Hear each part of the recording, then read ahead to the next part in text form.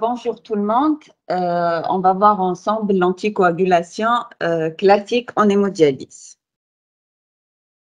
Alors, on va commencer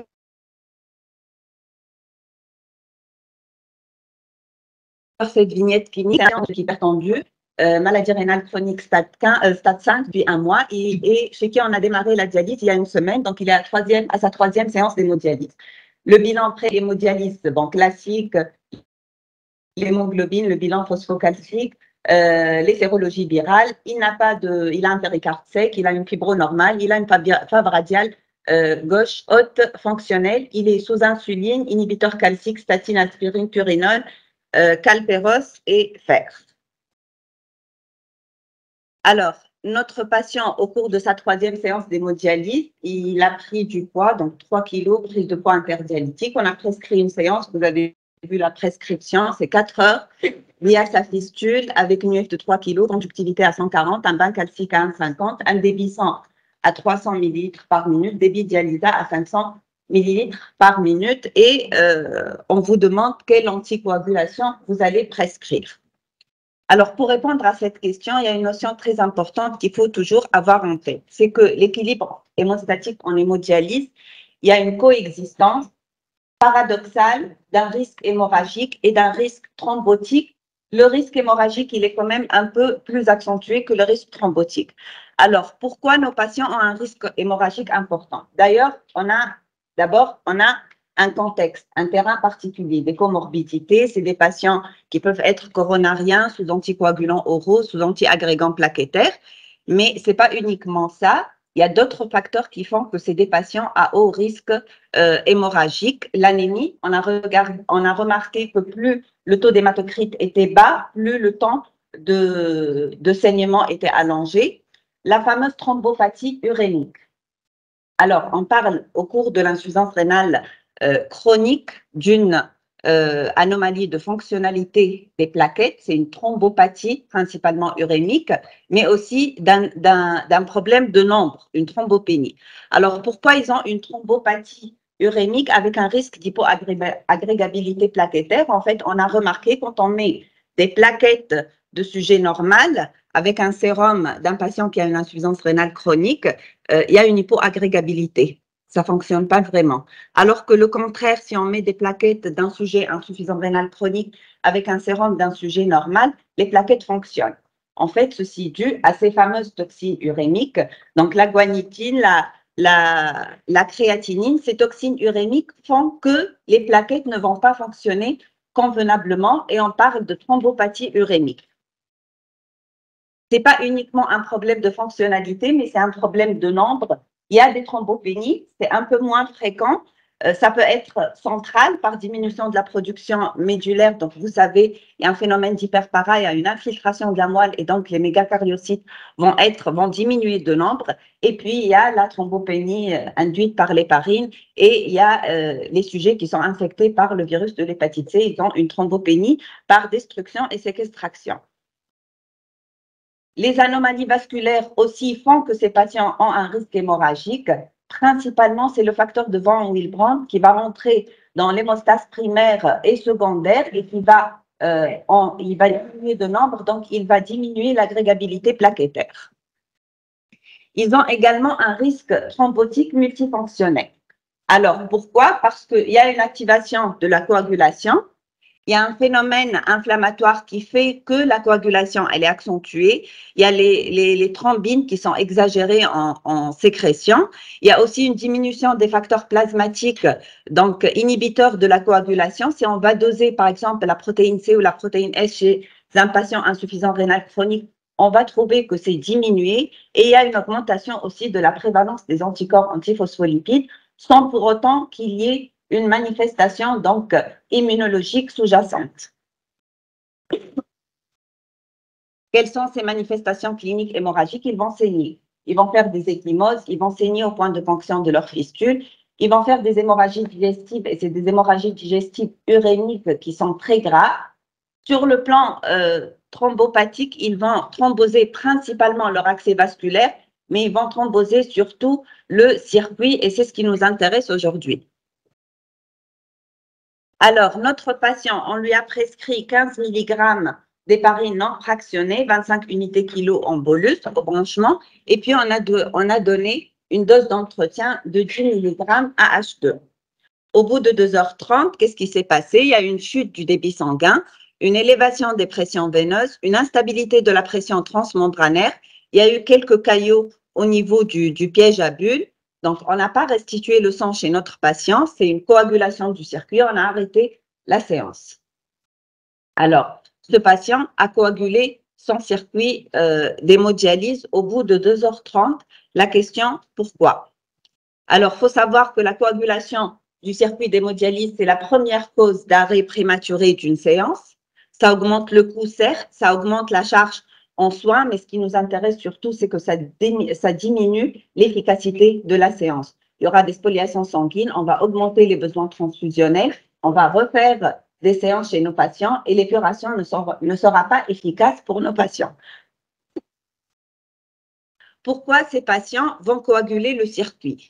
Il faut toujours avoir en tête ces plusieurs facteurs et il faut jouer sur ces facteurs. Et en fait, il faut vérifier tous ces facteurs avant de brancher un patient. Ça peut être un facteur lié à l'abord vasculaire, soit qu'il y a une sténose au niveau de la fistule, donc il y a une stagnation de sang, donc il y a un risque thrombogène, soit que le cathéter il est simplement thrombosé, soit que c'est un patient à haut risque thrombotique, il a une FA ou il a un problème d'anticoagulant systémique. Soit qu'il y a un phénomène d'hyperviscosité, un patient déshydraté chez qui on va faire une UF exagérée. Il va coaguler son circuit.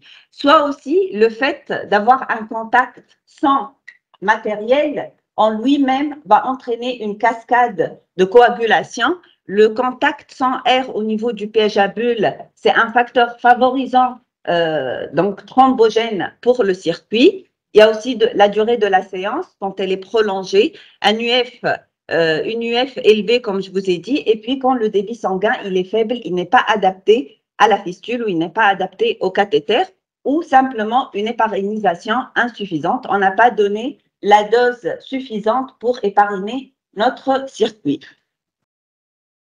Alors, qu'est-ce qui se passe quand il y a un contact sans matériel? En fait, il y aura une activation des leucocytes qui vont sécréter des facteurs sériques intrinsèques et ça va entraîner une cascade de coagulation. Ça va entraîner une activation du facteur 10, 10A et puis ça va donner des caillots. C'est pour ça qu'on donne que ce soit de l'HNF ou de l'HBPN pour contrer un peu cette cascade. On va soit contrer la thrombine via l'antithrombine 3, soit on va contrer l'activité 10A directement. Alors, comment on se rend compte qu'un circuit a coagulé? Soit on le voit à l'œil nu, c'est un circuit qui coagule, on voit les caillots. Soit il y a les paramètres mineurs, donc les caillots, l'augmentation de la pression veineuse, ça nous donne vraiment une idée instantanée sur le risque. Si les pressions veineuses commencent à augmenter, c'est que le circuit va coaguler d'une minute à l'autre. Ou à la restitution, on peut se rendre compte quand le circuit n'est pas propre et on doit même à ce stade-là arrêter la restitution. Il y a des paramètres biologiques et on va en parler tout à l'heure qui vont nous dire effectivement que la prochaine séance sera à haut risque. On n'a pas encore hépariné suffisamment le circuit et on doit s'adapter en fonction de ces paramètres biologiques. Alors finalement, le procédé antithrombotique idéal, c'est quoi? C'est un procédé qui doit être efficace, on ne doit pas coaguler le circuit, peu coûteux, alors peu coûteux, on va faire 3 séances par semaine, donc on n'a pas intérêt à dépenser beaucoup d'argent, une courte demi-vie, une action régionale de préférence, pas de passage systémique, sans risque hémorragique, avec un monitorage simple, on peut doser cette activité antithrombotique facilement chez nos patients, antagonisable, bien sûr, quand on a un surdosage et sans effet secondaire. Alors, les moyens d'anticoagulation qui sont disponibles, désolée pour la qualité, ça c'est une revue de tous les moyens d'anticoagulation. Ce dont je vais vous parler aujourd'hui, c'est les moyens systémiques, HNF, HBPL. Il y a d'autres moyens, le rinçage, la dialyse au citrate, qu'on va vous en parler tout à l'heure. On va commencer par l'HNF. La Chanex, c'est la première méthode d'anticoagulation. C'est facile, c'est accessible. Il y a une inactivation de la thrombine. C'est une action via l'antithrombine 3. Elle a une demi-vie quand même longue de 90 minutes, antagonisable facilement par la protamine. Elle a un coût négligeable, un monitorage simple. Le problème avec la Chanex, cette fameuse variabilité inter- et intra-individuelle, on ne peut pas vraiment prédire son action. Pourquoi? Parce qu'il y a d'une part, il y a une liaison avec les protéines et les leucocytes. Et plus ces taux vont être variables chez nos patients, plus la disponibilité de l'HNF au niveau du sang sera variable. Et donc, on ne sait pas est-ce que les patients sont bien anticoagulés ou pas. Les complications hémorragiques, c'est dans 30% des cas. Et puis, la fameuse thrombopénie induite par l'héparine qu'on appréhende tous. Alors, ça, vous le savez, les flacons à 5 cc, ça, vous le connaissez. Pour l'amorçage, généralement, on purge le circuit par donc 1 à 4 cc, c'est 5 000 à 20 000 unités dans 2 à 3 litres. Généralement, on fait l'amorçage avec 2 litres quand il y a un risque thrombotique, c'est-à-dire des patients qui ont eu des antécédents de coagulation de circuit. On augmente la purge à 3 litres pour le rinçage du circuit avant le démarrage de la séance. Alors, en fait, pour la chaînette, il n'y a pas de recommandation claire. Il y a des expériences où il y a des protocoles. Il y a les Américains qui ont un protocole et puis il y a les Européens qui ont un protocole. Nous, on suit les Européens. Je ne sais pas pourquoi, mais en tout cas, on suit les Européens. En tout cas, ce qu'on donne généralement il y a 2 protocoles. Il y a un protocole standard et un protocole low dose. Alors, les low dose, quand il y a un risque hémorragique important, et je vais vous dire tout à l'heure comment on va évaluer ce risque hémorragique. En standard, c'est en bolus au début de la séance, c'est 2000 à 4000 unités, c'est à peu près entre 20 et 40 mg en bolus dose de charge. Puis, on va donner des doses d'entretien. Les doses d'entretien, soit c'est à la seringue électrique, généralement, c'est 10 mg/h. Soit qu'on va donner des bolis H1, H2. Le principe, c'est qu'on doit toujours arrêter les parrainisations 30 à 60 minutes avant l'arrêt de la séance pour les fistules et les cathéters simples pour éviter qu'il y ait des problèmes d'hémorragie ou de saignement au point de ponction. Sauf pour les cathéters tunnelisés où ce risque il est vraiment minime, on peut épargniser jusqu'à la fin de la séance.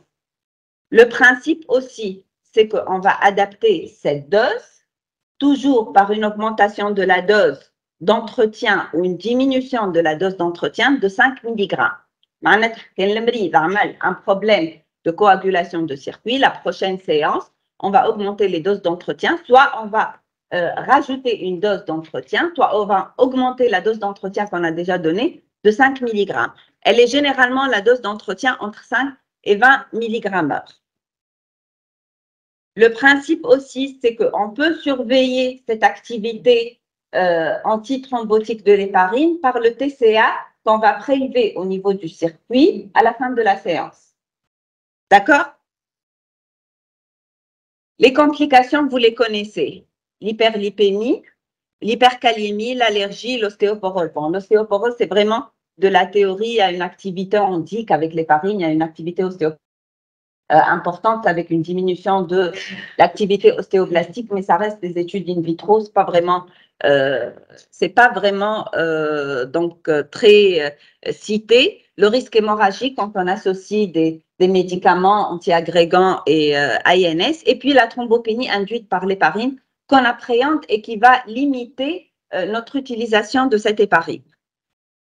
Alors, elle est généralement, donc on a éliminé les autres causes de thrombopénie. Elle a une prévalence de 0,26 à 3,9%. Il y a 2 formes. Il y a la forme bénigne où l'héparine va simplement se lier aux plaquettes, va diminuer leur nombre. Il n'y a pas vraiment de retentissement clinique. Le taux de plaquettes ne va pas vraiment baisser au-dessous de 100 000. Et généralement, devant une thrombopénie de type 1, on n'arrête pas la chaîne. On surveille et les choses vont rentrer de l'ordre au bout d'un certain moment. Ce que nous appréhendons plutôt, c'est la thrombopénie de type 2. C'est une thrombopénie auto-immune. Alors, qu'est-ce qui va se passer? L'héparine va s'associer à ces plaquettes, va entraîner la formation ou la libération d'un facteur plaquettaire de type 4. Ce facteur antigène va entraîner les anticorps. L'association antigène-anticorps, c'est elle qui pose problème. Alors, cette association va diminuer le nombre des plaquettes.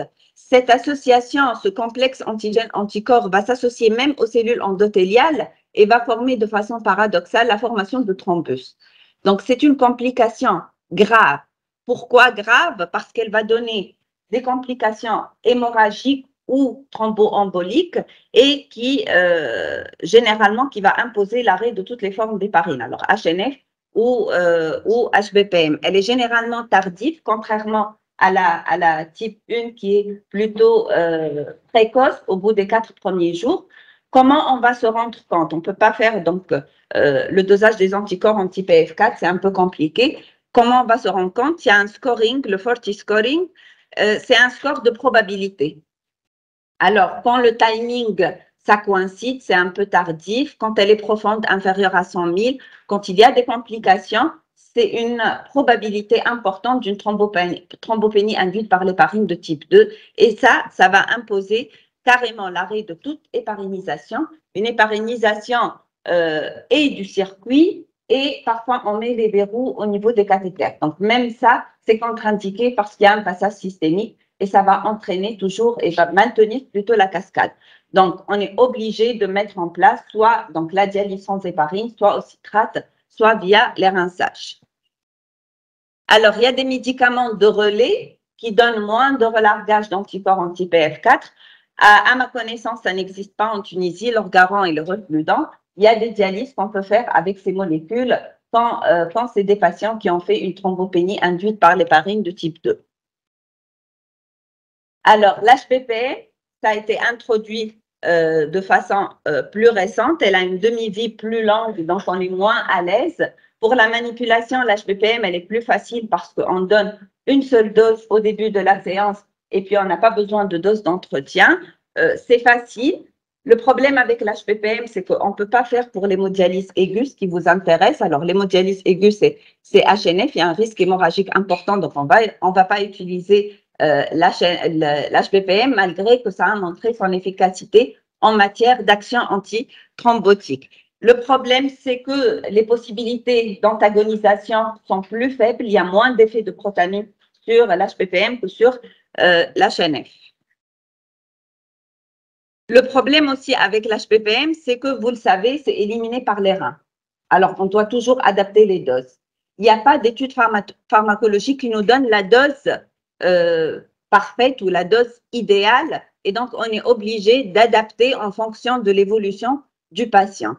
L'avantage avec le problème aussi, c'est avec le type de membrane. Avec le high flux, il y a une élimination de l'HPPM. Donc, on est parfois obligé d'augmenter les doses sans pour autant avoir une idée sur la dose optimale.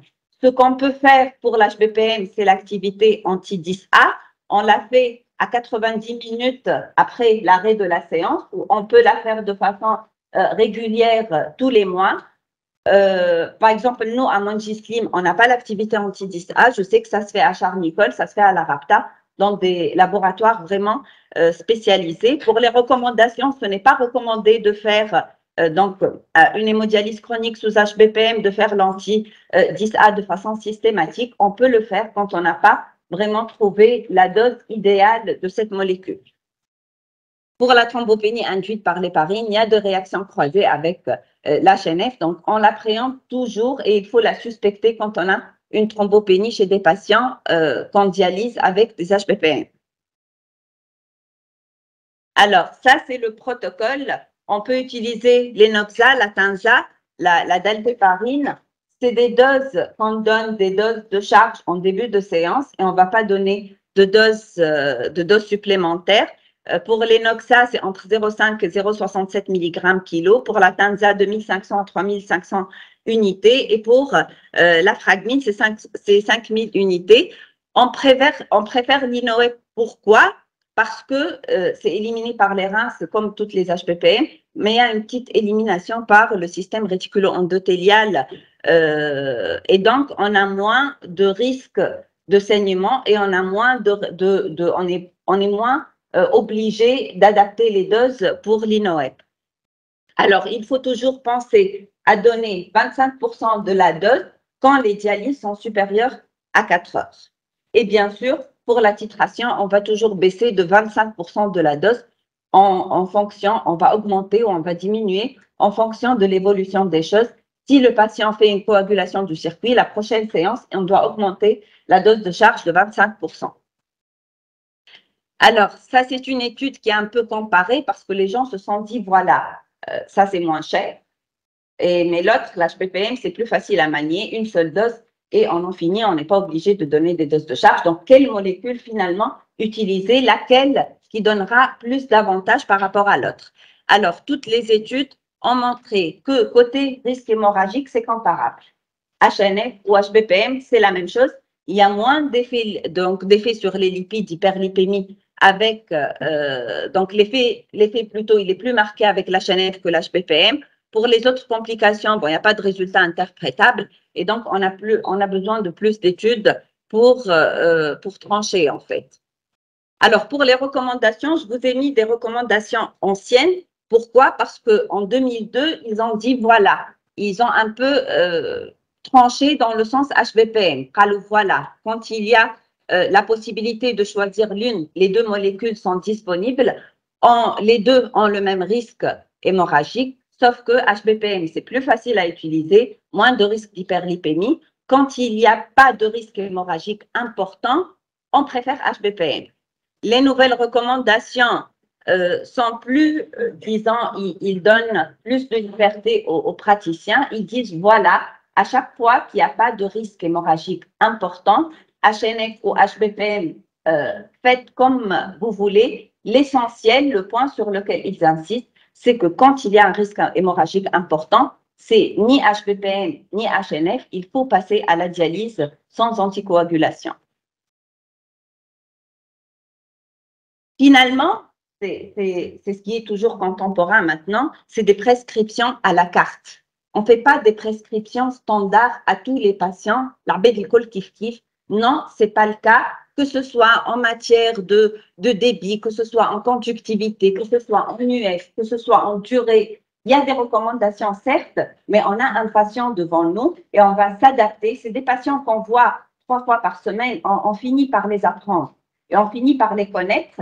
Et on finit par connaître la variabilité, même intra-individuelle. Nos patients, il peut varier en fait son état d'une séance à une autre et on apprend à le connaître. C'est pour ça, quand on individualise la prescription de la séance d'hémodialyse, on individualise également la prescription de l'anticoagulation. Comment on va l'individualiser? En fonction de paramètres à temps zéro maintenant, mais en fonction de l'évolution des choses. Alors, au début de la dialyse, quand on commence, on étiquette, on juge ou on étiquette un patient. On va le classer soit à risque hémorragique élevé, soit à risque hémorragique modéré ou à faible risque hémorragique. Tout ce qui est à risque hémorragique élevé, c'est quand il y a une hémorragie active ou récente, le post-opératoire immédiat, la péricardite, quoique c'est entre guillemets, la péricardite vraiment n'est plus une contre-indication à l'anticoagulation, ou il y a un examen, une mise en place d'un cathéter ou une fibro avec biopsie le jour de la dialyse. À risque modéré, c'est tout ce qui est AVK, c'est tout ce qui est anti-agrégant plaquettaire, et à faible risque, c'est le reste des patients. Qu'est-ce qu'on va faire chez ces patients? Quand il y a un risque hémorragique élevé, on va suivre les recommandations.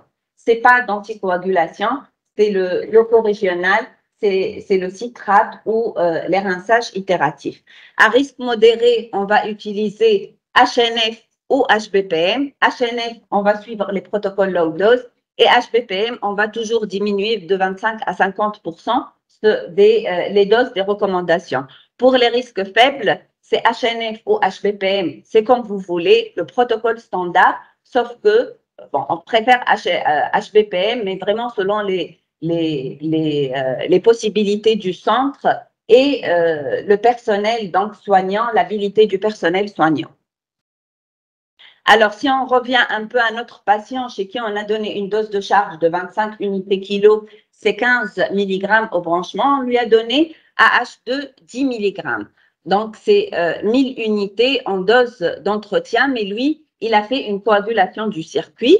Donc, on a réajusté la dose. Qu'est-ce qu'on a fait? On a ajouté une autre dose de 10 mg. Donc, en fait, on a suivi le low dose du protocole européen qui donne 10 à 25 unités kilo, puis c'est 10 mg heure. On donne à H1, on donne à H2. Nous, on a donné une seule dose d'entretien. C'est pour ça que le patient a coagulé son circuit. Donc, on a rajouté 10 mg et donc, on a donné en tout 35 mg au lieu de 25 mg d'héparine.